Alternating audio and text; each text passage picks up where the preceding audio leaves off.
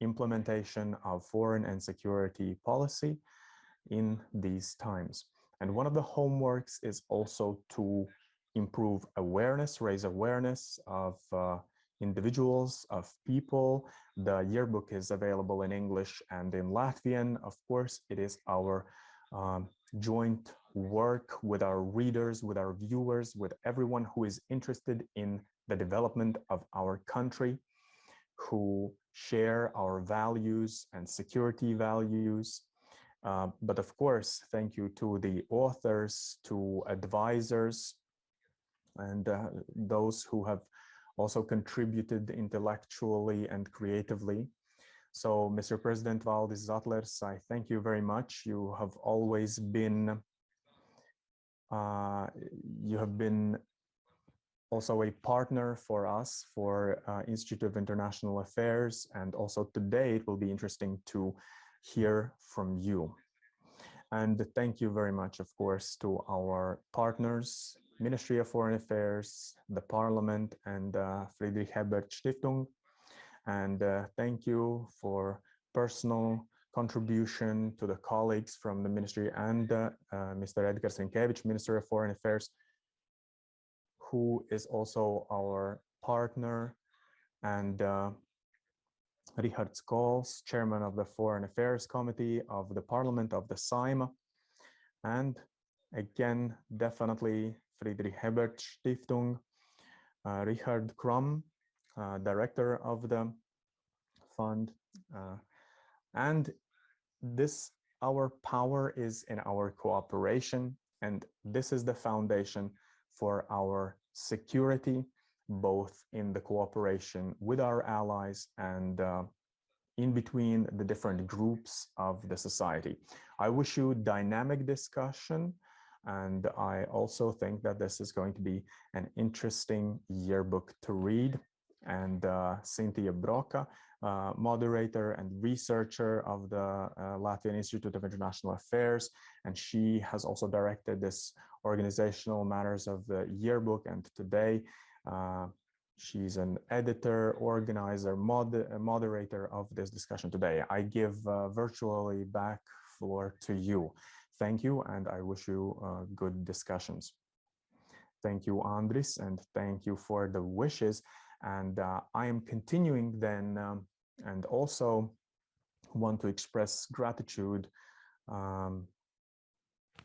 and I am now giving floor to Edgars Rinkēvičs.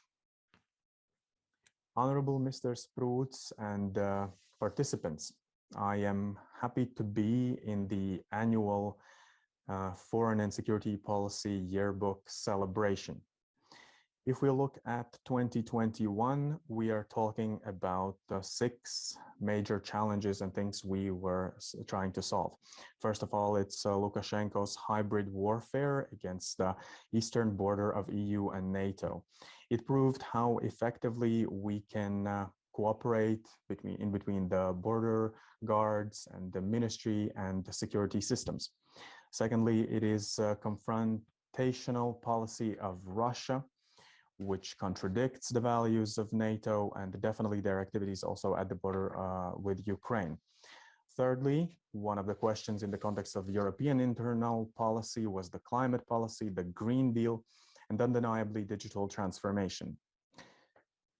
As a Minister of Foreign Affairs, I am happy that we were able to achieve relatively good results with Strategic Compass, although it is yet to be formally approved by the EU leaders.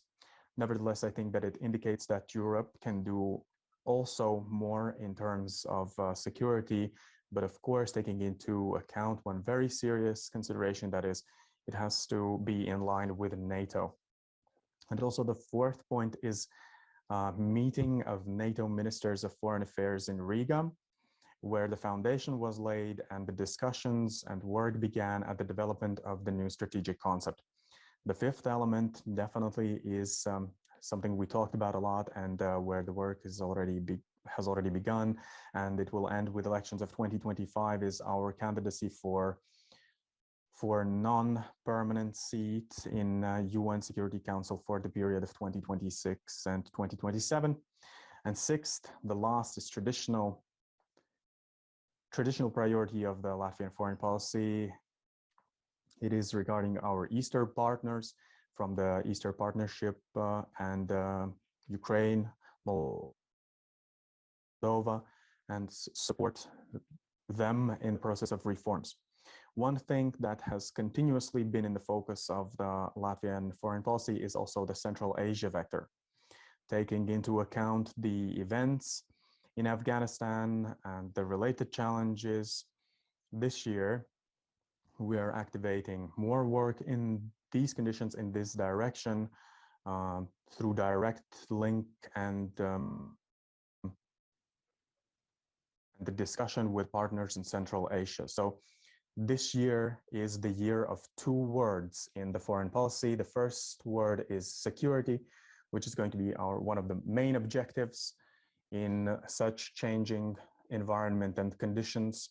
We need to do all that we can in order to strengthen our security. And the other is development of economy, so economic development. After all the challenges, COVID and energy price crisis, I think we see very well that both these tasks are interrelated.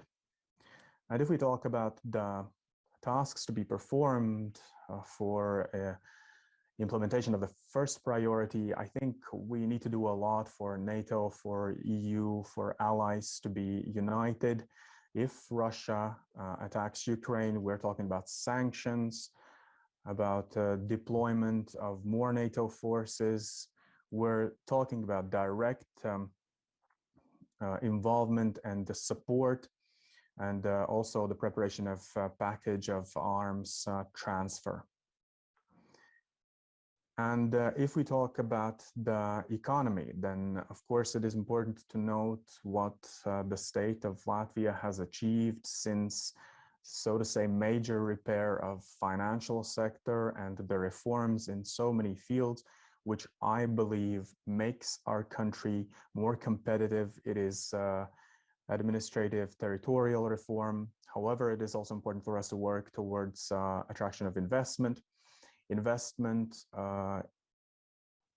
so that we are of those investors who are interested in improving our capacity. And here it is also important the 3 Cs Initiative Summit, which takes place in Riga, where leaders of the region member states will meet. There it will be very important to see the involvement of our civil society and the government too. And finally, Latvia holds the presidency in Baltic Council, Baltic Assembly, and we are also in close cooperation with Nordic states in the format, and we cannot, of course, say that that our own priorities are different from the region priorities. This is again the Green Deal and digitalization. This is also the year of elections, and I think that there will be many discussions about what the security policy of the state, the foreign policy of the state must be like.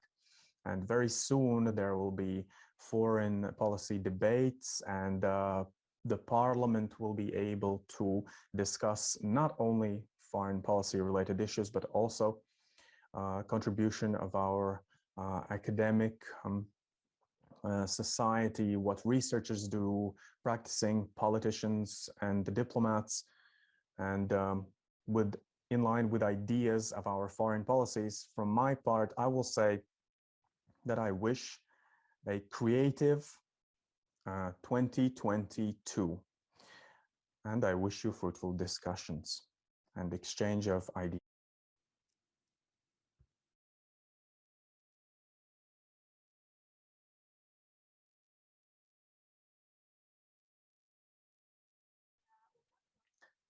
And the second keynote speech, we have Richards Kols, and he is the chairman of the Foreign Affairs Committee of the Parliament. And also Richard's analysis is a major contribution in our yearbook. There we see a lot of his opinion and ideas, but now I give floor to you for the speech. for the address. Thank you, Cynthia, Honorable Mr. President, Mr.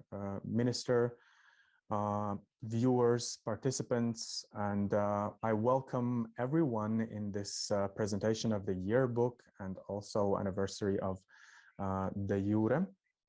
And also I welcome all the parliamentary diplomats, all the diplomats with this, again, anniversary, and in strengthening and the defense of our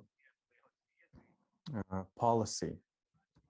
So, of course, I understand that my time is limited with such discussions. We are warming up for parliamentary discussions on foreign policy tomorrow.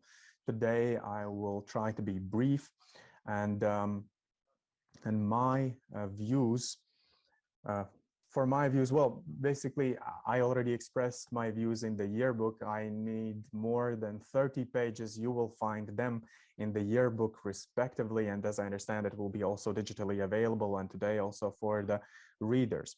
But now regarding the diplomacy and foreign policy, I will, in my address, also concentrate on the values. And here, one very major and important thing and analogy, ancient Egypt, Ptahhotep's teachings. In those teachings, we can find the diplomacy success, key to diplomacy success. So in order to be successful, be masterful in your speeches, because the speech is more powerful than any physical fight. And Madeleine Albright also said that with your speech, this is how we basically fight. This is how we compete. So it's like a chessboard, like a chess game, but it is not a chess game where we are silently sitting and thinking about our strategy. It's more like billiards with many balls on the table whose movement impacts the movement of other balls, and it all impacts the outcome of the game. This is how we reflect on this time. This is definitely a challenging time and environment. If somebody asked me a year ago, when we were fighting the global pandemic, can anything else be more topical? And I would say, of course not. But unfortunately and negatively, we are being surprised by some other issues, and meaning security. Some say it's the new Cold War, where our neighbors are strengthening their views. Sometimes it borders with paranoia.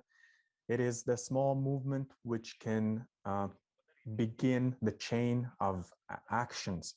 What to do to us? Well, we are in between the interests. We need to fight for international values, principles, and individual and collective security.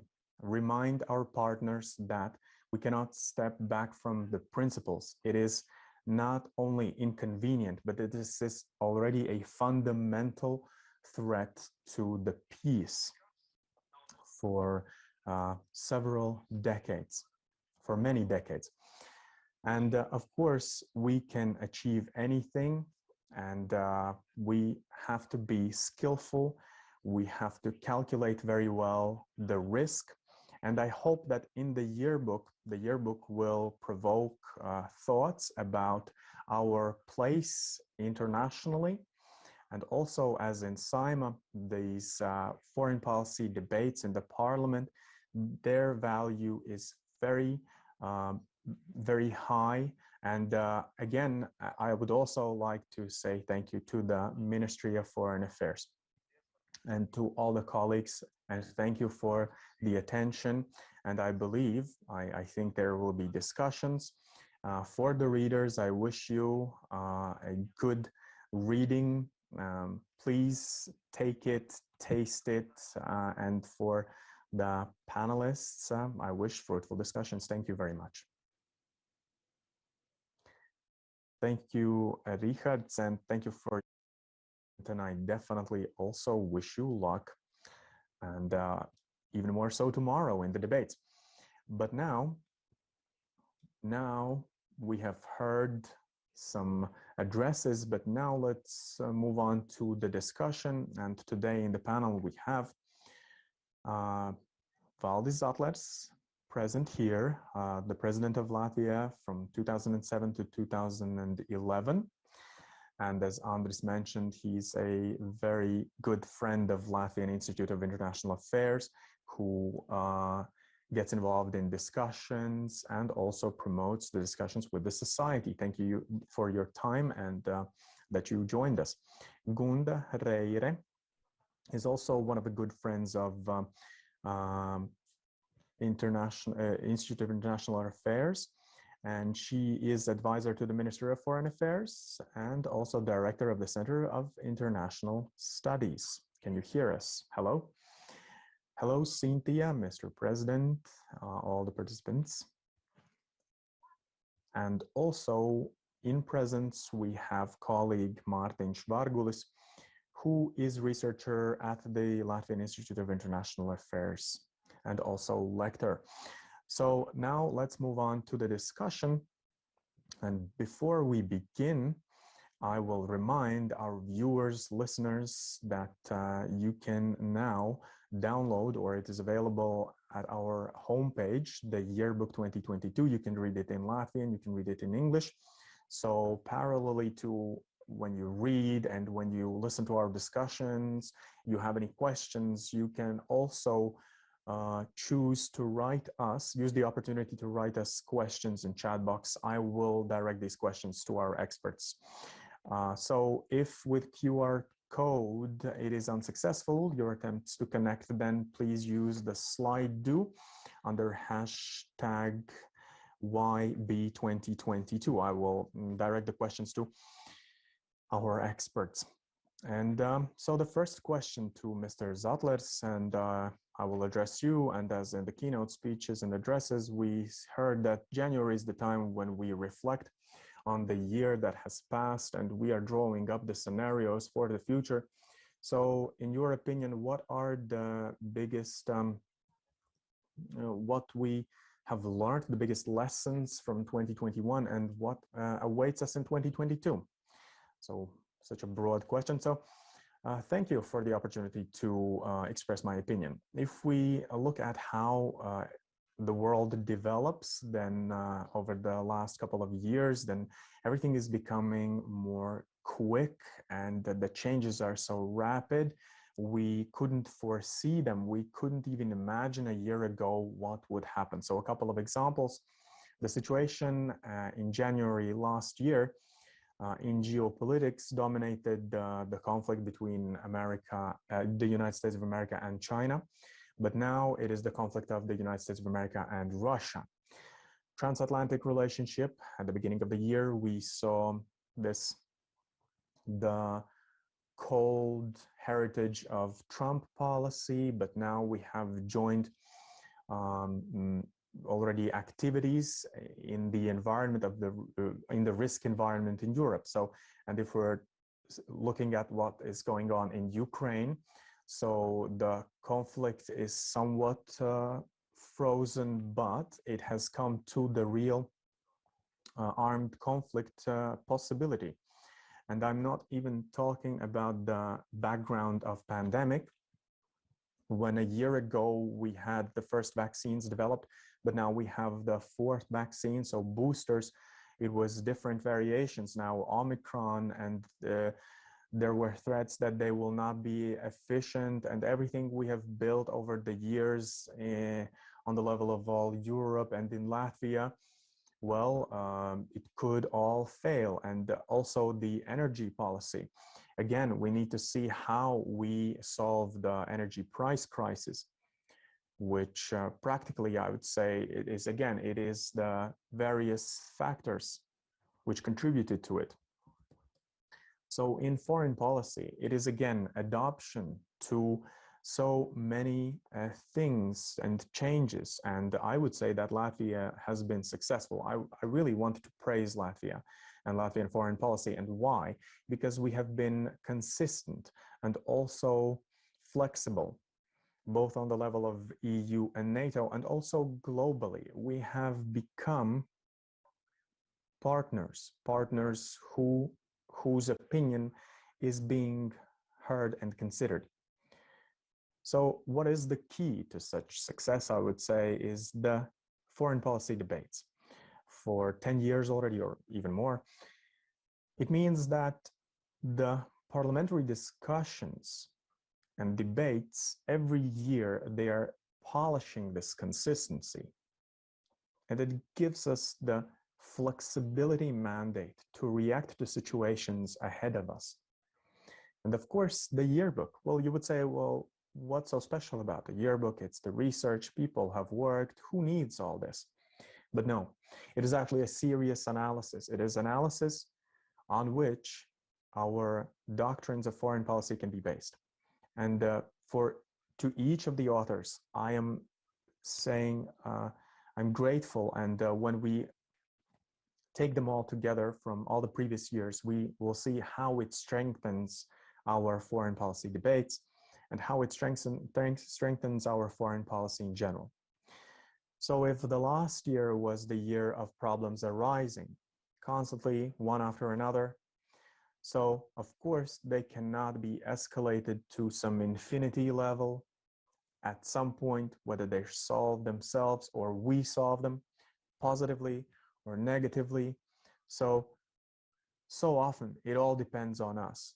I would say that 2022 is the year to solve the problems. So how do we solve them?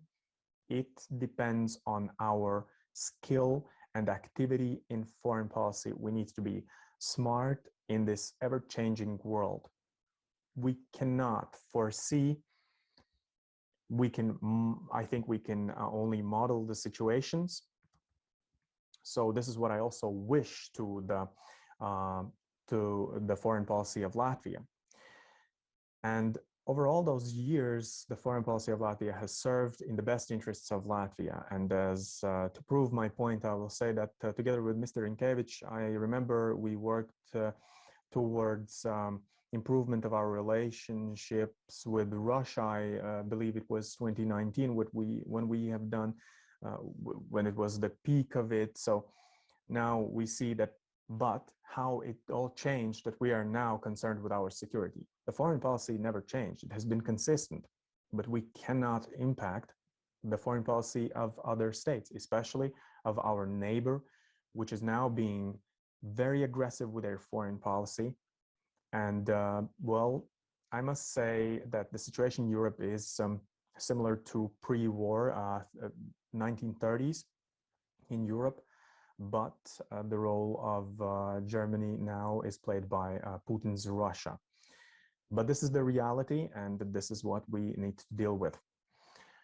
Okay, so this is definitely not over. Let us continue this idea and model the possible solutions from the perspectives of the Latvian foreign policy. But now I want to give floor to Gunda. In your article, you are writing about the role of institutions. And now, what are your conclusions? What is our place in international policy and in the broader context, considering the topical issues at hand today? Yes, thank you very much, Cynthia, for giving me the floor. And yes, the international law and institutions and organizations, as a task for them, I see this year, and the Ministry of Foreign Affairs, of course, highlighted the priorities. I will not touch upon them anymore.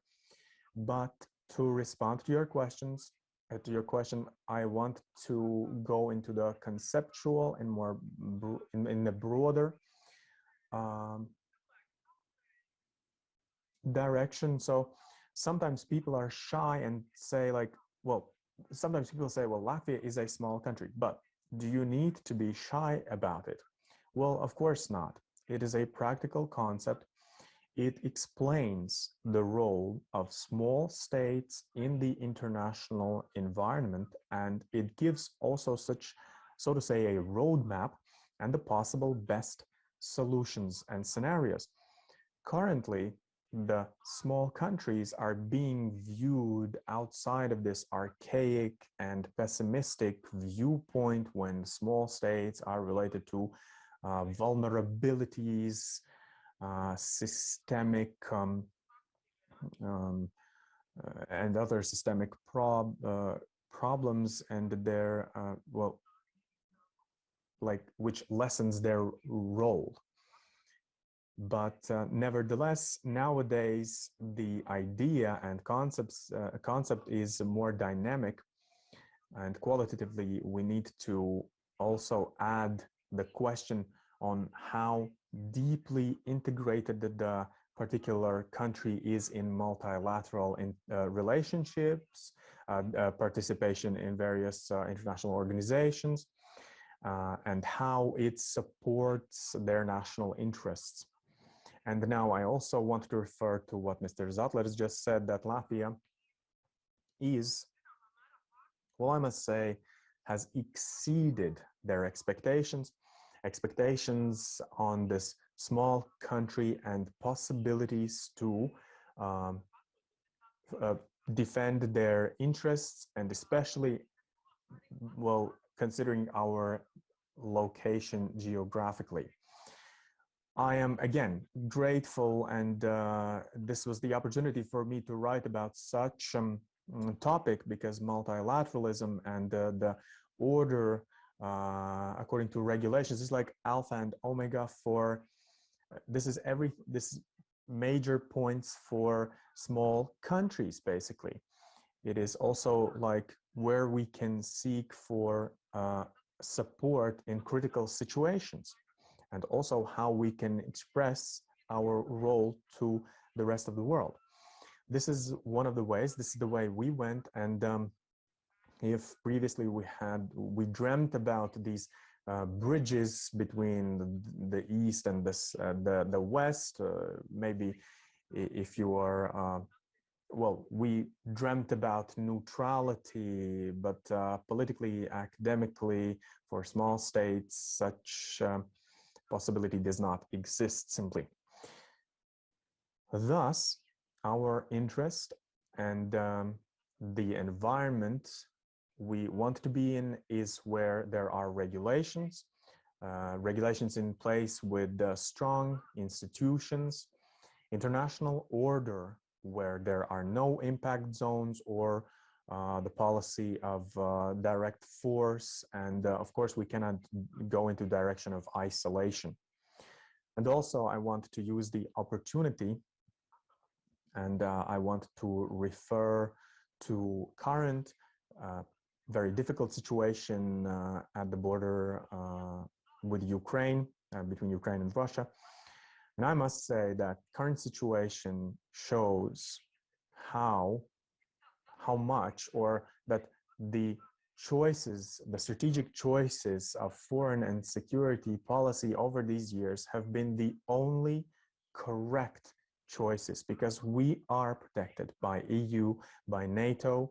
We can rely on the order, on the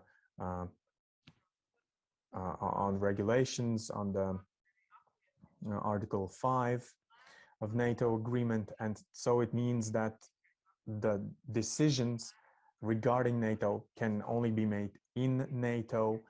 So it is only through discussions with the stakeholders, with the particular countries. And so I think that our current security environment and situation is also what shows our capacity. So if the states integrate efficiently, it works as our, so to say, multiplier of our capabilities. So to end, I would like to say, and of course I would encourage you to read all the yearbook, but Latvia being small state, and these indicators or numbers there are small, and this is how we, for example, create or develop our foreign policy. This differs, of course, from middle powers and large countries. It is different, and it is even more different from how non-democratic states develop and what is their foreign policy. We see it very clearly now. The conflict, warfare, from today's perspective, we will always see a link to unhealthy nationalism, where, well, I would say there's no direct link to the nationalism as such for a particular state, but I think there's always requirements for some sovereign territory or some ideology fight, and this is how historically we can see the events developed. And now this is the low point, and this is exactly what we see regarding the aggression and behavior of Russia and their aggressive foreign policy. I'm not talking only about last year, but also the years before. So with Yearbook, again, no innovations we see there, or are we highlighting our special status, the special status of somebody fighting, well, what Russia believes that what is incorrect. We know very well what Russia believes is incorrect, what is faulty, and what they are fighting for, and what they would like their influence to be on certain territories, and various other historic arguments. So once more, well, this is the worst case scenario as from the book, but the good news is that, well, it can be predicted in a way that it can be all analyzed, and well, I think that Russia is predictable. We can calculate their activities. Here, I will say this is my full stop, but maybe we'll address these issues later. Thank you, Gunda, and thank you for your analysis in the Yearbook, and I encourage everyone to read it. Gunda mentioned that the foreign policy of small states is also, it is very beneficial of being in alliances, and also Mārtiņš Vārgulis has addressed directly this topic in his article, and you're analyzing that transatlantic relationships were influenced by various factors, and the question is, and also previously mentioned, the topicalities and events and actions from Russia, and this very hard, difficult dialogue between the West and Russia. So what do you believe? What is this focus change and what it means to our security policy today? Hello, everyone. Hello, participants. Thank you for giving me the opportunity to speak in this diplomatically very important day. In the international relationship, nothing is as stable as the changes. So looking at last year's Yearbook publication, I see how it changes is that between the politicians, between the diplomats, between the society, there are such mixed feelings bordering with hopes and up to even like concerns, real concerns of the unknown, how the administration is going to build their relationships in a transatlantic environment.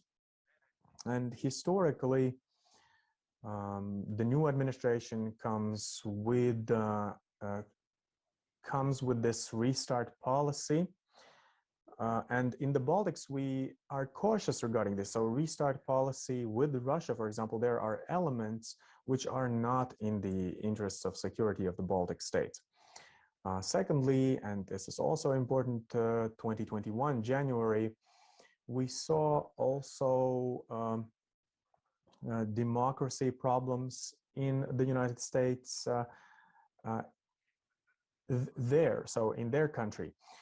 And again, this raises concerns. So it means that one of the foreign policy decisions which was made and which is justified in the interests of Latvian foreign policy interests, it is to so canceling the removal of NATO forces, and also we even all those military strategies and communication perspectives, they are symbolic, and it strengthens this total deterrence policy. This is definitely in the interests of foreign and security policy of Latvia.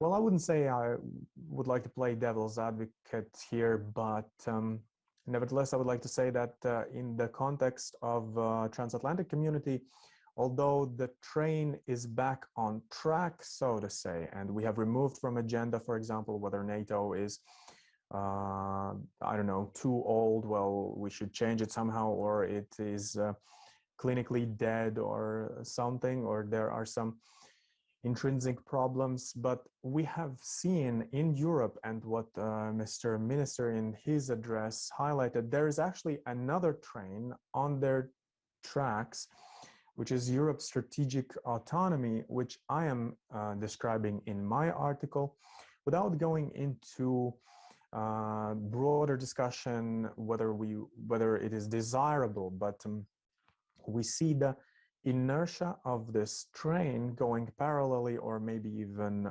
not parallelly, with the strategic concept of transatlantic relationship. So for Western leaders, it is the view of them how to create, again, their own, strengthen their own defense. And it is at least also the way, in a way, it is also one of the directions how to strengthen the transatlantic relationship. Practically, we have seen in the discussions regarding sanctions, we have seen, for example, removing of forces from Afghanistan, so leaving Afghanistan. We see that there is a place to grow and improve. This will be topical in 2022. But for Latvia, and I'm not afraid to say, Latvia being small country, for the foreign policy of this small country, the role is rather big, how to find compromise, diplomatic approach, how to work together with not only USA, also the USA, also Canada, NATO partners, and also their forces presence here, and also to seek compromise with Western Europe leaders and the United States of America, whether it's going to be Paris Agreement or any other doctrine in Europe. This shouldn't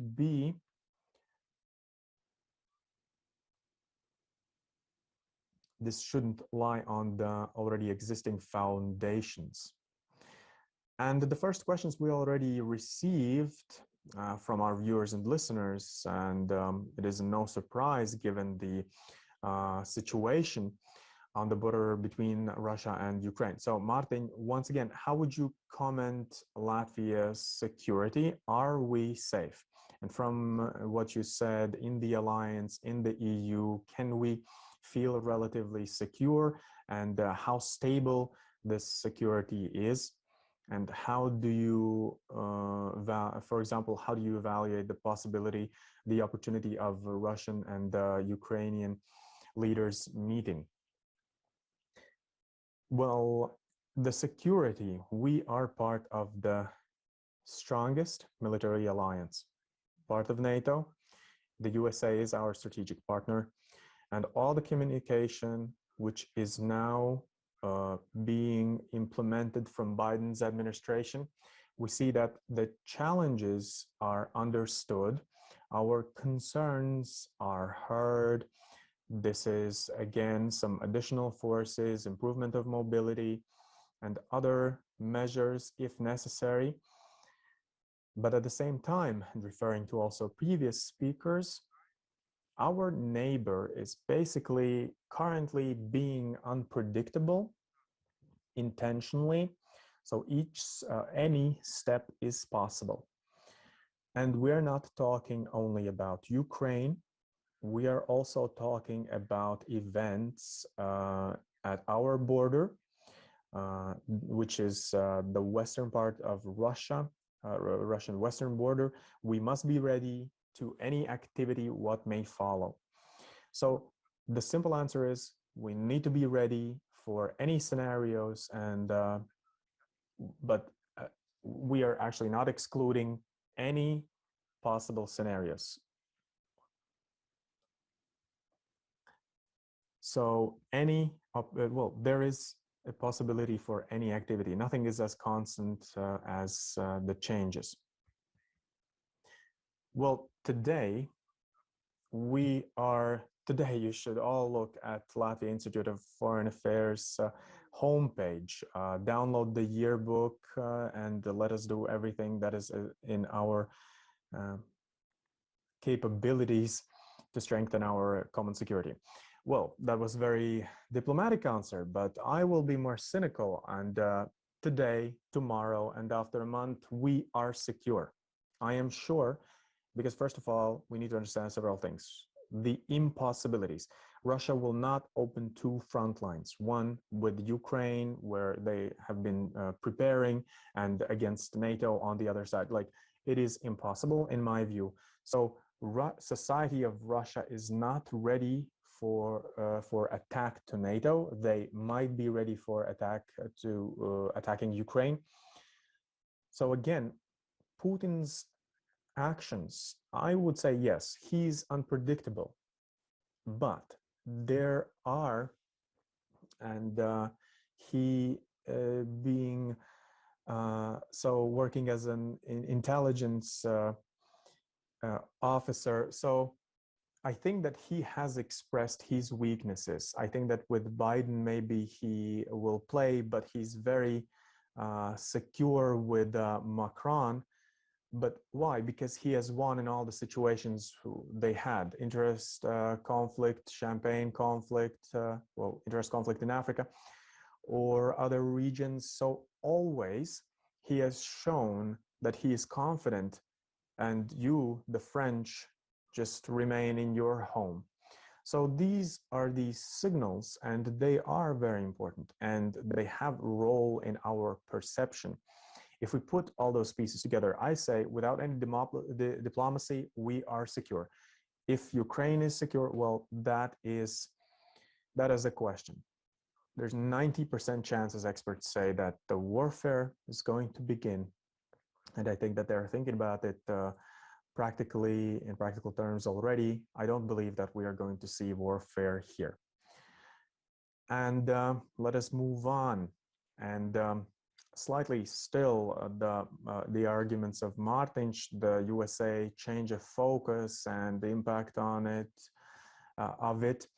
Martins mentions that the position change and the focus change could be a challenge for common response to China. China is also worth mentioning in our today's discussion. It is also mentioned in Yearbook, NATO-China policy.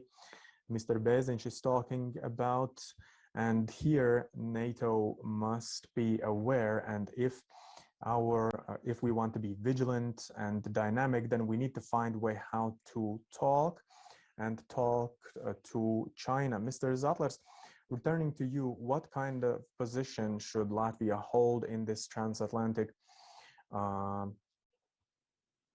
union, and what is our position towards discussions with China? Well, what is China? China is state, culture, patiently waiting for the right time. The Chinese reaction has always been, well, let them do something they do there, but we know that we are right, so let us just wait. Afterwards, they became more aggressive. However, it is inevitable that we need to also build our own principles, how we are going to move on with our relationships with China. Well, we cannot be outsiders with our economic and military interests. China has their own interests, military. And well, I am happy for what Gunda said, that, well, small country, well, I would say not small, but we use some other word, compact, so to say. But again, we need to build on our multilateralism order, respecting the international order. Currently, China speculates and offers to the world, if you look at what they say we are in favor of multilateralism and order. In this moment, if they want it, then we need to develop our own tactics. We need to go forward with our objectives and how we play it for the China and also to break down China in the platform of multilateralism, not for them to become more aggressive. I think that we are going to succeed in this, but something else I want to say over the last 15 years. In NATO, this is defense organization. What it means that in NATO state we have presence of NATO forces from several states. It makes us stronger than if we all sat only in our countries. China has to be involved in this multilateralism framework so that we feel safe economically, and we have no doubt about our security. Well, somewhat more about China, CPR, and what is also related to NATO. I think we have missed that point when China can, for example, be involved in our values and again these principles of multilateralism. I think that they are currently the player, global player, probably maybe existing or soon to be the world leader. Then I say that one of the biggest challenges with the transatlantic union and China being one of the elephants in the room, it is on the agenda of NATO. We have understood the threats, and it is necessary to understand the threats of China, not only in cyber environment and informational campaigns. We need to find answers to the challenges at hand. For Latvia, it is important for their foreign and security policy, and in our interests, it is how these threats are addressed or the absence of addressing them. So in the Baltic states, NATO resources are also, they have their limits. Whether Russia and China are equal threats, but I think that in strategic concept, they will be threats of the same size. One more thing I'd like to add, that for China, and I would like to talk about their patience. Well, it means that I think that they will be aggressive in the Taiwan, not to mention internal territories and their former imperial territories, but outside of that territory, they were not so willing to go, maybe only at the coasts of Africa, but we do not see the basis of China elsewhere in the world, as for example, it is the case with Russia. So in such case, I think that we definitely have room for interplay. The Chinese problem is that we think that we understand them. And the Chinese problem is not that they think they are above us, but actually the fact that they do not understand very well the rest of the world. So in long term, if we are patient, their style of management and this can lead to success. Xi Jinping and his activities and the degrading of the management system in China. We need to be patient. Gunda, you would like to add something? Yes, I want to add that I agree to what I just heard from the experts, and oftentimes we are trying to model our behavior or explain the behavior of other players. Well, we need to understand why they are acting the way they act. So I can only agree to Mr. Zatlers that most probably in the broader territorial sense, we're not talking about some military activities from China, but similarly to Russia, China is probably trying to redefine the collective understanding of international rule.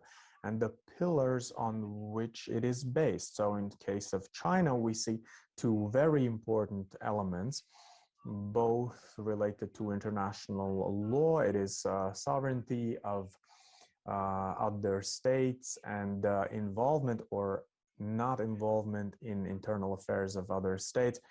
So like last century's 1940s. So it is the attempt to break the unity of the West with the policy of carrot, and what we have seen also from Russia, this attempt to split, and the sentiment about this large and actually huge market of China. We see that the costs to produce something in China are low, and people are still, so to say, dreaming about large trade perspectives. And this is tempting, and China not only is able to be strategically patient, but they can also, well, attract also. And how can we resist such attraction?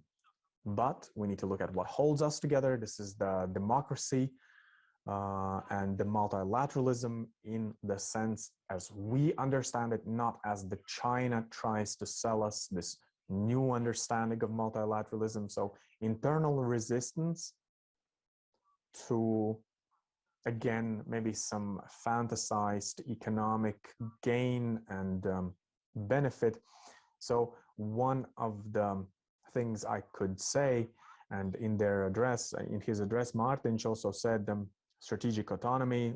Well, I'd say it's a very vague concept. We don't even know what we're talking about. And I think in the West, there is also such lack of understanding. But if we're talking about economic security and resistance and, against some crises of supply chain, etc., and in NATO, and it is especially important, and especially important in the healthcare also. This is what I would like to add from my part. Thank you. In the months ahead, we will direct our attention to China. 4th of February, Winter Olympics are ongoing there, and part of our athletes are already on their way there. So we will actively be observing. So I have another question to Gunda. Yearbook has geographic and topical parts this year, and there are so many topics covered, foreign policy being one of them. So I have a question about the democracy and its stability in 2022, and I think that we have many questions, and considering that we do have them, I also have to paraphrase the questions because our viewers want to stress this. Afghanistan, Israel,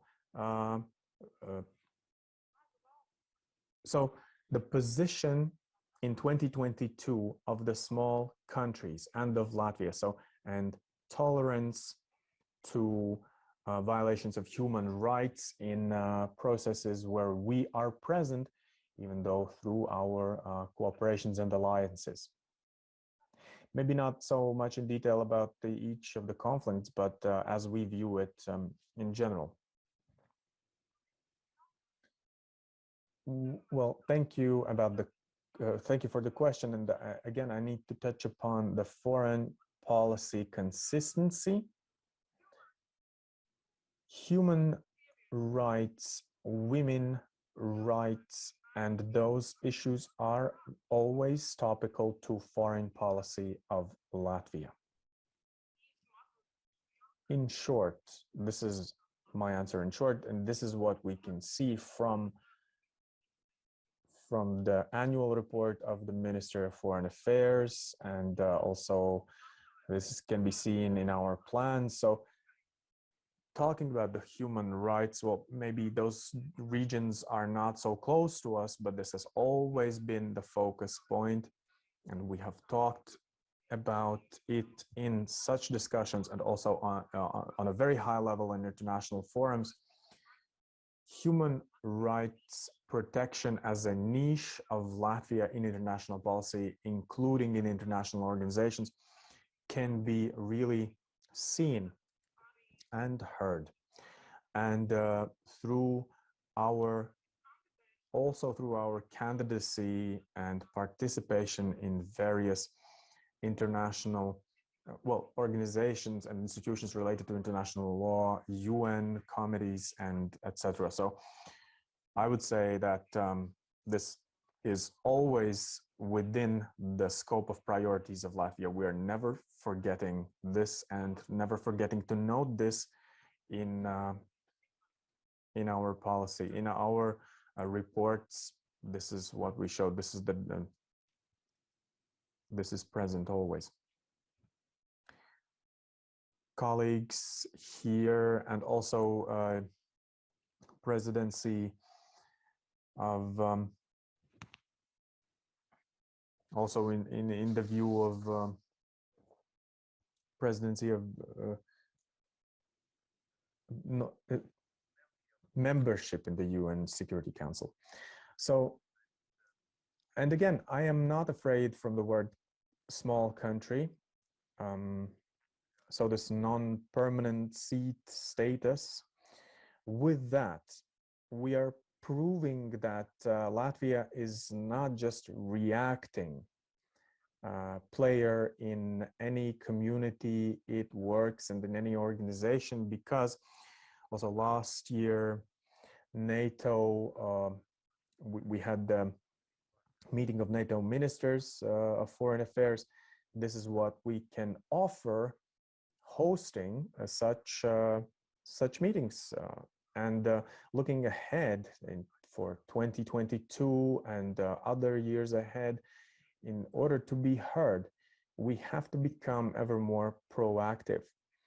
And diplomatic muscles of Latvia have grown rather well over these years, and we are implementing several actions on various levels. I'm optimist. We will succeed. Our position will be clear. Everybody, researchers, diplomats, have to make sure that we are vocal and that this is heard. If you have the position, well, you have to be heard. You have to go and tell it, and we need to be very clear and honest. And also about human rights, women rights, and their women involvement in the society. We cannot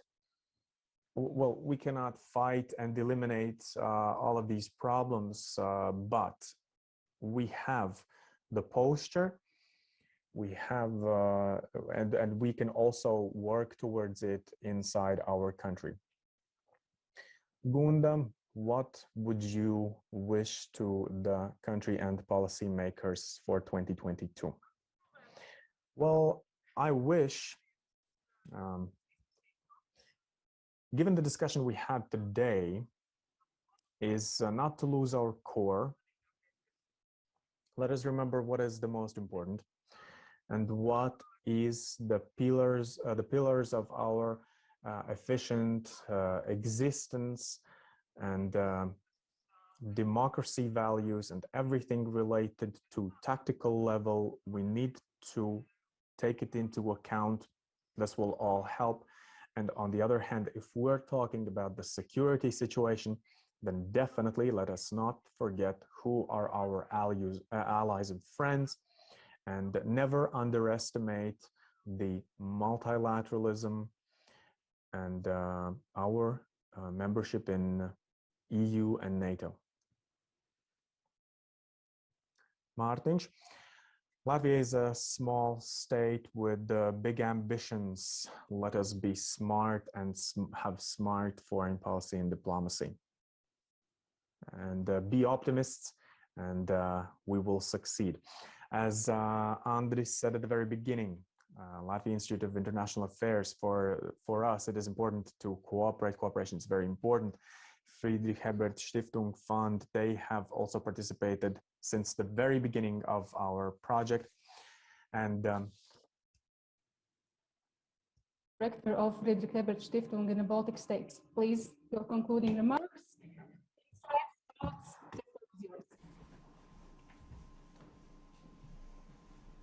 Thank you very much,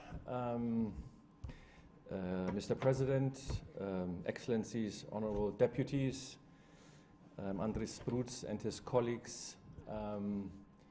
Yeah, it's an honor to be here as a foreigner, but as a friend, to comment a little bit. First of all, the yearbook is extremely impressive because it does something which is said many times, but usually it's not taking that seriously, to have a connection with the people. So this is the Latvian Seima, the parliament. The parliamentarians are talking about foreign policy, besides the Ministry of Foreign Affairs, of course. And that is something which is important because I think in general people in this time feel nervous.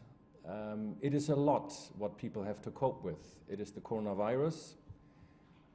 It is the usual day-to-day problem each and one of us has. And then it is all of a sudden security in a way that is not abstract, but fairly close. And of course, I'm talking about the difficulties with the Russian Federation. You very well, and all the authors, I think 18 in 227 pages, point out the difficulties of security in different terms. Geographically, clearly, up to Central Asia, hard security, cyber, climate, and others, which are subjects, themes. Then you have players. Women in foreign policy, we need much more of those, many of those, and also expats, which are possibly having an influence in foreign policy in Latvia, meaning people who lived abroad for the longest time and coming back and have been back for a long time. And the last one, and we heard a lot about it, it's about institutions. It's about NATO, it's about the EU, and I would like to add the OSCE, which Latvia is also a member of. Looking back, I think 21 was a good year for Latvia in terms of being a proud independent country. 100 years of independence and 30 years of renowned independence. And the difference between these numbers shows, it's obvious the 20th century was a difficult century. And the 21st, we had high hopes in the 90s, very high hopes. And I think the hopes are trashed, basically, because we have a situation today which we wouldn't have imagined in the 1990s. So my real point is, and I'm referring to your Minister of Foreign Affairs concerning creative ideas. So what's missing? Missing is an equilibrium of the United States, China, and especially Russia. And we are also missing a common understanding of the situation between those 2 or 3 countries. And that makes the situation extremely unstable. And it doesn't really matter if you're a small country, a compact country, or a bigger country. This not existing equilibrium is a threat to security. And if one is asked for coming up with any creative ideas, this will not happen today, clearly, because this is something which all the professionals are working on every day. But for me, and this is the idea, maybe a creative idea here, is how do we define deterrence in this time? You could argue, well, deterrence works well so far, and I also believe that at the moment no NATO member state is under threat, but that doesn't work for Georgia and Ukraine. And we do have deterrence at work, but it doesn't really work. So I think ideas have to come up. What do we do? Because the classical deterrence was geared towards classical weapons. But we have other weapons, weapons which are extremely powerful, and we all know about it. So a clear understanding of what deterrence means would be something worthwhile, I think. And the other one is détente. Détente is not working either, in a way we would like to. So what is the definition of détente today? I understand, looking at a German, you cannot stand the word dialogue anymore because you think this is not the answer you would like to see. At the same time, avoiding a war is still a valid policy. Of course, not on any price. So again, I would argue that the understanding and the definition of deterrence in the 21st century and of détente has to be thought about, which hopefully gives us more security and which hopefully brings us to a situation where we have a stable peace in Europe. And I don't mean peace in Europe as in terms of within the EU, but I mean Europe as whole. Because that was the idea at the time, if you remember, of the 1990 Paris Charter. We don't have this. And the role of Latvia as a compact or as a small country is the same as that of Germany, France, Belgium. We don't have a blueprint. We didn't have a blueprint for 21, but I think in general the EU did well. But we don't have a blueprint for 22, 23, and so on and so forth. I think that is a good chance for Latvia, also for Latvia, but also for Germany and France and all the other countries to try to make it happen. And I will finish with this because of the people. Again, people are very nervous. The time before the First World War and then between the First and the Second World War was called a nervous time because people were nervous. I think it is the same today. And policy, security policy, should make sure that people feel more secure, not on the overall arena, but in general for their daily life. So the challenges for Germany and Latvia in this matter are exactly the same. And on this, hopefully slightly positive note, I would like, because I got the impression I should do this, I would like to end this discussion, which was extremely inspiring. I think it is exactly according to the idea of the Ministry of Foreign Affairs to have creative ideas. And now we go back to our respectable workplace at home or in the offices or in think tanks and continue working on a stable situation in Europe. Thank you very much. In the name of the Latvian Institute, of all the deputies, excellency, experts, diplomats, and whoever watched this live. Thank you very much.